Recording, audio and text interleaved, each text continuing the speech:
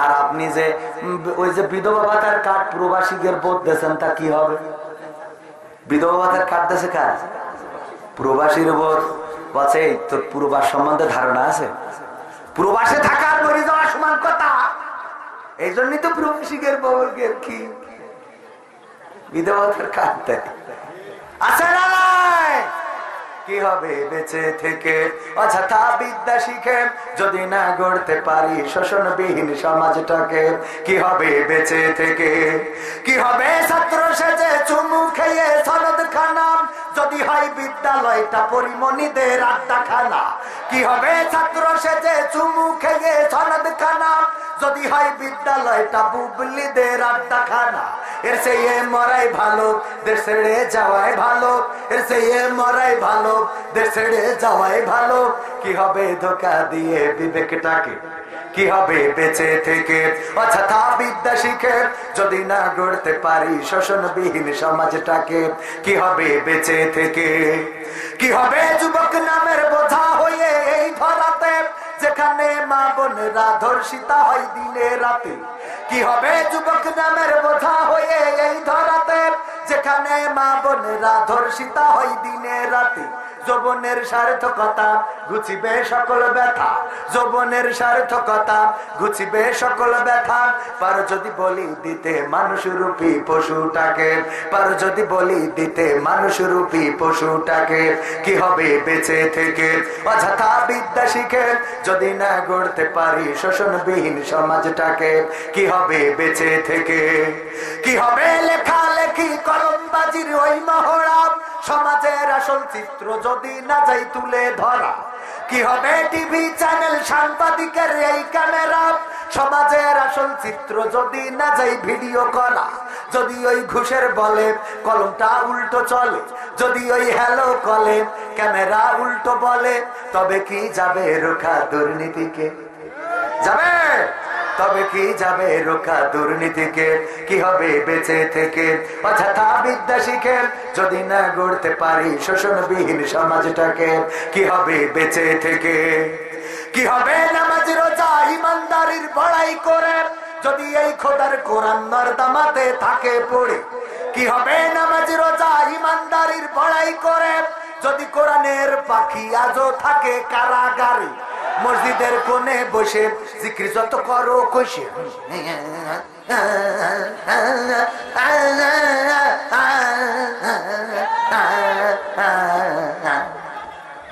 আছে না নাই? এগুলো কে জিকির? আবার জিকির করতে যে উল্টে পাল্টি পড়ে লুই খুলে মেশিন বের হয়ে যায়। আছে না নাই? এগুলো কি জিকির হলো? তুই ঝাঁপ দে উল্টে পড়ি লুঙ্গি উপর মুখে চলে গেছে, সব যা ছিল সদর দরজা। হ্যাঁ, এই জিকির পেয়েছে কই? কোন হাদিসে, কোন কিতাবে? আজ পর্যন্ত আমি এখনো পাই নাই। আমার তো অত পড়া নাই, তারপরে বড় হুজুররাও পাইনি, আমি তো ছোট হুজুর। কি হবে বেঁচে থেকে? কি হবে? কি হবে নামাজ রোজা ইমানদারির বড়াই করে কোরআনের খাদেম যদি আজও থাকে কারাগারে?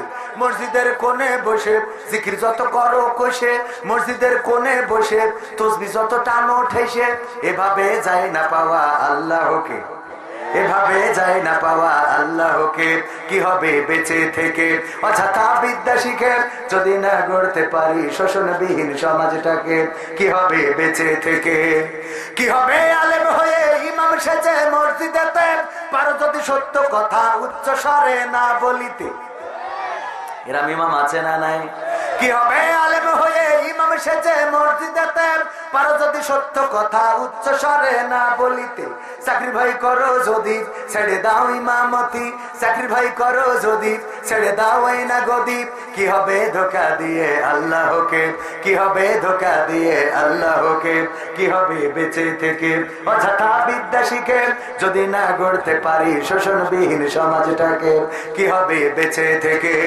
কি হবে নেতা হয়ে জনবলে ঘাড় ফুলিয়ে দড়া টানা গরম দেখে যদি থাকো ঘরে শুয়ে? কি হবে নেতা হয়ে জনবলে ঘাড় ফুলিয়ে রাজপথ গরম দেখে যদি থাকো ঘরে শুয়ে? মসজিদের কোণে বসে এর সেই এসে যে গুজে ভিলেনের সঠিক পদে, এর সেই এসে যে গুজে ভিলেনের সঠিক পদে। দিয়ে দাও বিনয়ে জীবনটাকে, দিয়ে দাও বিনয়ে জীবনটাকে। কি হবে বেঁচে থেকে অযথা বিদ্যা শিখে যদি না গড়তে পারি শোষণবিহীন সমাজটাকে? কি হবে বেঁচে থেকে? কি হবে আকাশ ছোঁয়া বিলাসবহুল বাড়ি গাড়ি না খেয়ে কত মানুষ পরপারে দিচ্ছে পাড়ি? কি হবে আকাশ ছোঁয়া বিলাসবহুল বাড়ি গাড়ি না খেয়ে কত মানুষ পরপারে দিচ্ছে পাড়ি? আজরাইল আসবে যবে মাটিতেই পড়ে রবে, আজরাইল আসবে যবে মাটিতেই পড়ে রবে। কোনো কাজে লাগবে না ওই প্রাসাদটাকে, লাগবে কোনো কাজে লাগবে না ওই প্রাসাদটাকে। কি হবে বেঁচে থেকে অযথা বিদ্যা শিখে যদি না গড়তে পারি শোষণবিহীন সমাজটাকে? কি হবে বেঁচে থেকে? আইনুদ্দিন আল আজাদ ভাই এই পর্যন্ত লিখেছিলেন, এখানে আমি আবার এক কলি যোগ করেছি, শোনাবো? কি হবে বিশ্ব নবীর উম্মত বলে দাবি করে আর্জেন্টিনা গেঞ্জি পরো দাড়ি টুপি বাতিল করে? কি হবে বিশ্ব নবীর উম্মত বলে দাবি করে ব্রাজিলের গেঞ্জি পরো দাড়ি টুপি বাতিল করে? স্বাধীন বাংলার আকাশে ভিনদেশি পতাকা ভাসে, স্বাধীন বাংলার আকাশে ভিনদেশি পতাকা ভাসে। বাঙালির এত আবেগ করতে আসে, বাঙালির এত আবেগ কোথা থেকে আসে বলার কারণ হইলো পতাকা বানাইছে 4 মাইল লম্বা, অথচ আব্বার লুঙ্গি ছিঁড়া মেশিন বেরিয়ে যাচ্ছে। আর পতাকা বানাইছে কয় মাইল? 4 মাইল লম্বা। গতকাল দেখলাম ইতিহাসের সর্বোচ্চ পতাকা বানায় আমাদের ফেনীর রাজপথে, নোয়াখালী ফেনীর রাজপথে সর্বোচ্চ আর্জেন্টিনার পতাকা, পৃথিবীর সর্বোচ্চ পতাকা বানাইছে এত লম্বা। তাহলে বোঝেন যে পৃথিবীর মধ্যে সেরা। গিনেস বুকে নাম ওঠার দরকার না? পতাকা বানাইছে 6 গ্রাম লম্বা। বোর ব্লাউজ কুচকুচির খবর তো বলতে পারবো না, শাড়ি মাড়ির অবস্থা খারাপ আছে না নাই? ও আমার যুবকেরা, তোমার কার সাপোর্টার হওয়ার কথা ছিল আর কার সাপোর্টার হয়ে গেলে? আমার রাসূলের কদমের কাছে যারা এসেছে তারাই ধন্য হয়েছে। এমন মানুষ হয়েছে, সোনার মানুষে পরিণত হয়ে গেছে। যেই ওমর, তাকে সবাই চিনতো যে ওমর মানেই একজন রক্ত গরম করা ব্যক্তি। তার তরবারি যার ধরে তার ছাড়ে না, ডাইরেক্ট এক কোপ মাথা এক পাশে ধর আর এক পাশে। এই ওমর আল্লাহর রাসূলের মাথা কাটতে গেল, আর এই ওমর আল্লাহর রাসূলের কাছে এসে রাসূলের আদর্শে এমন একজন সোনার মানুষ হয়ে গেল। আল্লাহর নবী বলছেন, যদি আমার পরে কোন নবী আসতো তাইলে সেটা হতো ওমর। কেন এমন মানুষ হয়ে গেল? ওমরের জীবনী যদি পড়ে থাকেন তাহলে আপনারা জানেন আল্লাহর রাসূলের সাহাবী ওমর রাদিয়াল্লাহু তাআলা আনহু আল্লাহর নবীর অনুগত বান্দা শুধু ছিলেন না, এমন একজন সোনার মানুষ হয়ে গেলেন যখন তিনি ক্ষমতায় ছিলেন, যখন তিনি খলিফা, তখন রাতের অন্ধকারে ঘুরে ঘুরে বেড়াতেন আর দেখতেন কোন মানুষ কোন কষ্টে আছে, কোন মানুষ খেয়ে আছে, কোন মানুষ না খেয়ে আছে, কোন মানুষ কোন বিপদে আছে। রাতের অন্ধকারে ঘুরতেন ঘুরতেন আর খুঁজে খুঁজে বেড়াতেন। একবার একজনের বাড়ির কাছে গেলেন, অনেকেই জানেন ঘটনাটা, যে পাঁচিলের উপর থেকে উকি মেরে দেখেন একজন বৃদ্ধা মহিলা, উনি উনার সন্তানদের জন্য রান্না করছেন আর সন্তানেরা চুলার চারিদিকে বসা, একজন দুইজন তিনজন চারজন পাঁচজন সন্তান চারদিকে বসা রয়েছে। বারবার বলছে, আম্মু খেতে দাও, আর কত ক্ষুধার যন্ত্রণা সহ্য করবো গো আম্মু, ও গো আম্মু আর কত দেরি হবে রান্না করতে, আর কতক্ষণ পরে তোমার রান্না হয়ে যাবে। আর এই মহিলা বারবার চুলায় জাল দিচ্ছেন, চুলায় জাল দিচ্ছেন। আল্লাহর নবীর সাহাবী, ইসলামের দ্বিতীয় খলিফা ওমর রাদিয়াল্লাহু তাআলা আনহু, উনি চেয়ে চেয়ে দেখতেছেন কি ঘটনা ঘটে।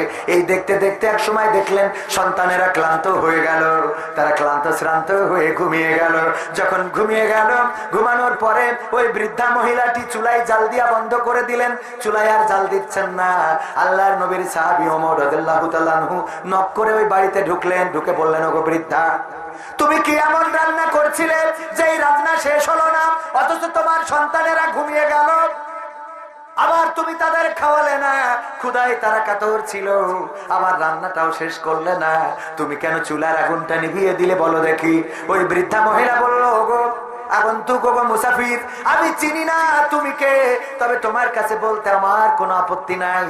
আজ কয়দিন হয়ে গেল আমার বাড়িতে কোনো খাবার নাই, আমার বাড়িতে রান্না করার মতো কোনো খাদ্য নাই, কোনো সামগ্রী নাই যেটা রান্না করে আমার সন্তানদের খাওয়াবো, কিন্তু আমার সন্তানেরা ক্ষুধার্ত। আজ 3-4 দিন ধরে তেমন কিছু খাওয়াতে পারি নাই। বারবার কান্না করছে, আম্মা রান্না করো, খেতে দাও, খেতে দাও। এই জন্য তাদের সান্ত্বনা দেওয়ার জন্য আমি মরুর বুক থেকে কিছু পাথর খুঁটে এনেছি, আর ওই পাথরগুলো হাড়িতে দিয়ে আমি জাল দিচ্ছি। ওগো মুসাফির, তুমি তো নিজেই জানো এই পাথর যদি আমি জ্বালাতে জ্বালাতে কিয়ামত সংগঠিত হয়ে যায়, তবু এই পাথর সিদ্ধ করতে পারবো না। ওমর রাদিয়াল্লাহু তাআলা আনহু তাড়াতাড়ি করে বাড়িতে ছুটে গেলেন, নিজের রাজ দরবারে গেলেন। নিজের দরবারে যে আটার বস্তাটা মাথায় নিয়ে যখন আসছেন, তখন ওমরের অন্যান্য যারা সহকর্মী ছিল, সহযোদ্ধা ছিল, তারা বলল, ওগো ওমর, এই আটার বস্তা কেন নিচে মাথায় নিয়ে ছুটেছো? ওগো ওমর রাদিয়াল্লাহু তাআলা আনহু, আপনি আটার বস্তাটা আমাদের মাথায় তুলে দেন, আমরা নিয়ে যাই।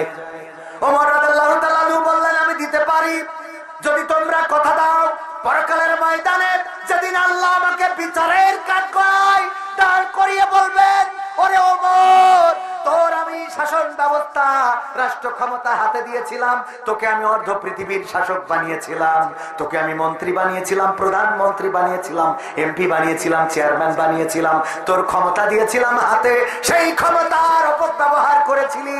অথচ একজন বৃদ্ধা, সে তার সন্তানদেরকে খাবার দিতে পারে নাই, সে তার সন্তানদেরকে পাথর জাল দিয়ে সান্ত্বনা দিয়েছে। ওরে ওমর, আজকে তুই দায়ী হয়ে গেছিস, তোর জন্য জান্নাত আর বরাদ্দ নেই, জাহান্নাম বরাদ্দ হয়ে গেল। এই জাহান্নাম যদি আমার জন্য বরাদ্দ হয়ে যায়, ওগো আমার সহকর্মীরা, তোমরা যদি কথা দিতে পারো ওই দিন আমার বদলে জাহান্নামে যাবে, ওই দিন আমার গুনার বোঝাটা তোমরা তোমাদের কাঁধে তুলে নিয়ে তোমরা সকল দায় স্বীকার করে নেবে। যদি কথা দাও তাইলে আটার বস্তাটা তোমাদের মাথায় দিতে পারি। কিন্তু না, কেউ রাজি হলেন না। ওমর রাদিয়াল্লাহু তাআলা আনহু আটার বস্তা নিয়ে ছুটলেন, এসে ওই বৃদ্ধা মহিলাকে ডাকলেন, ডেকে নিজের সহযোগিতা করে আটা মেরে রুটি বানালেন, রুটিগুলো ছেকলেন, তারপরে রুটিটা সন্তানদেরকে ডাকালেন, ডাকিয়ে বললেন, ওদেরকে খাওয়াও। পরিতৃপ্ত করে তাদেরকে খাওয়ালো। তারপরে ওমর রাদিয়াল্লাহু তাআলা আনহু বললেন, ওগো বৃদ্ধা মহিলা, তুমি কালকে ওমরের দরবারে এসো, সেখান থেকে কিছু সহযোগিতা নিয়ে যেও।